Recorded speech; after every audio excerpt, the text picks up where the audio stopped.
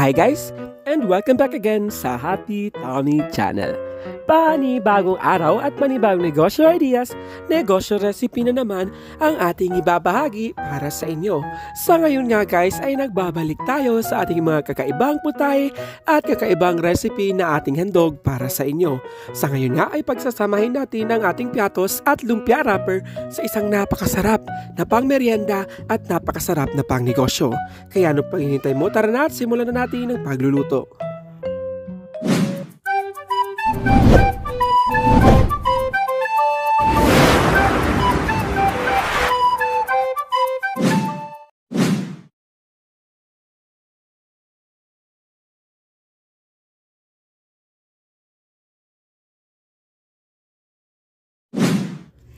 Para sa ating unang procedure, ay gagamit tayo ng 2 piraso ng ating piatos.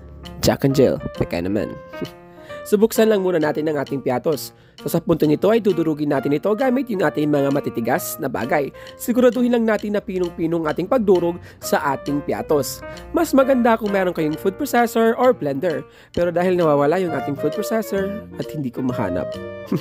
So mano-mano na lang ang ating gagamitin dito. So siguraduhin lang natin na sobrang pino ito. So 2 piatos ang ating gagamitin dito.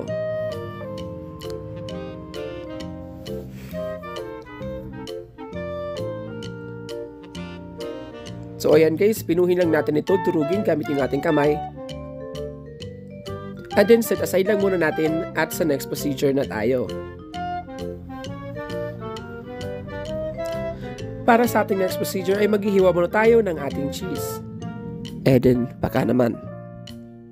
So isang peraso ng ating cheese ang ating gagamitin dito and then hiwain lang natin ito. Depende sa laki ng hiwa mo. Hiwain lang natin ito horizontally. So kung magnenegosyo ka, ininipisan mo yung paghiwa para naman kumita ka. Pero dahil hindi tayo magnenegosyo ngayon at pang merienda lang natin ito, ay medyo lakihan natin yung ating cheese. Pero kung gusto mong magnegosyo ay pwede mong slice into 3 yung ating cheese. So pagkatapos ito ay slice lang natin lahat ng ating cheese.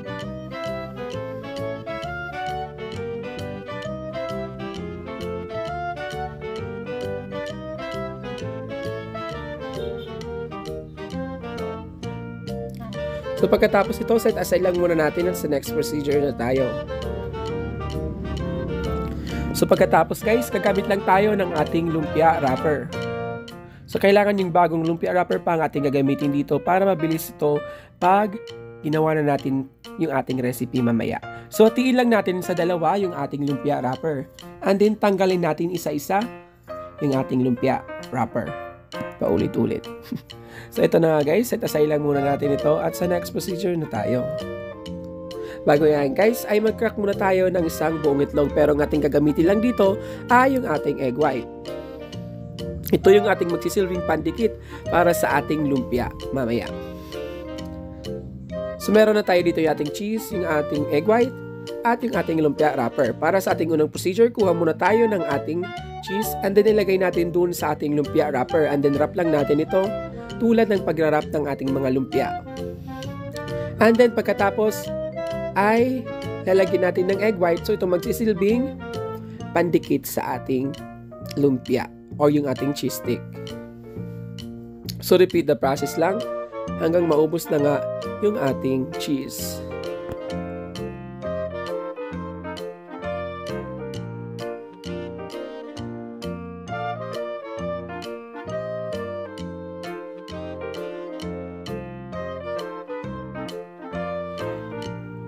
At eto na nga guys, yung nagawa nating mga cheese stick. Set aside lang muna natin dahil irarap na natin yan ng ating piatos. So meron lang tayo ditong itlog at yung ating cheese stick at then yung ating na-crack kanina, na-smash kanina na piatos. Para sa ating unang procedure ay lagyan muna natin ng itlog yung ating cheese stick. Pagkatapos ibudbud natin dun sa ating piatos. Ito yung magsisilbing pinaka-breadcrumbs at magbibigay lasa sa ating recipe ngayon. Diba na, kakaiba talaga. At magbibigay ng crunchiness at bitterness at sweetness and then saltiness dahil nandiyan na lahat sa piatos. So repeat the process lang hanggang maubos na nga yung ating cheese stick mailagay.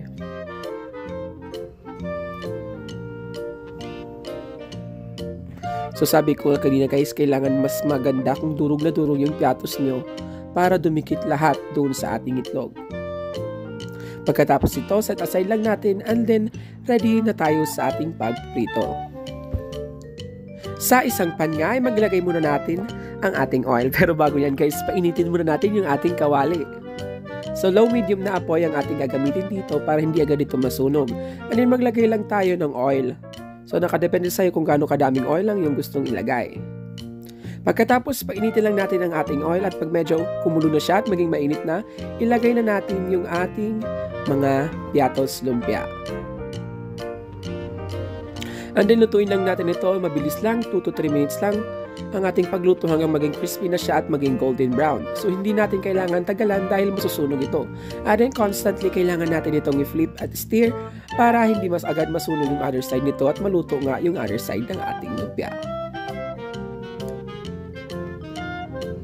So pagkatapos ito, after 3 minutes na nga, 2 to 3 minutes, ay medyo luto na yung ating lumpia at golden brown na siya. Hanguin lang natin ito at i-drain sa ating strainer para matanggal yung mga existing na oil na yan.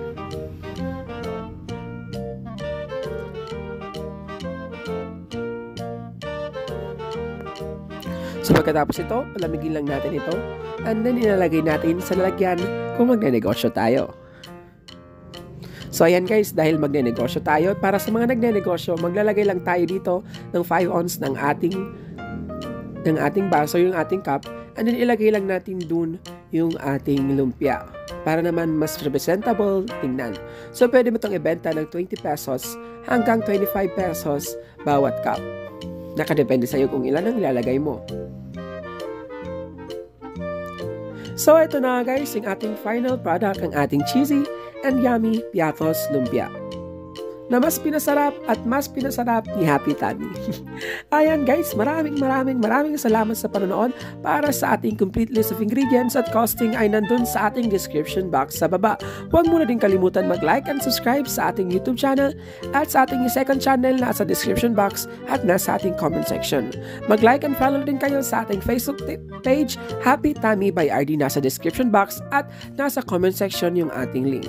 Maraming salamat. See you again on our next video. Maraming salamat. Paulit-ulit ako.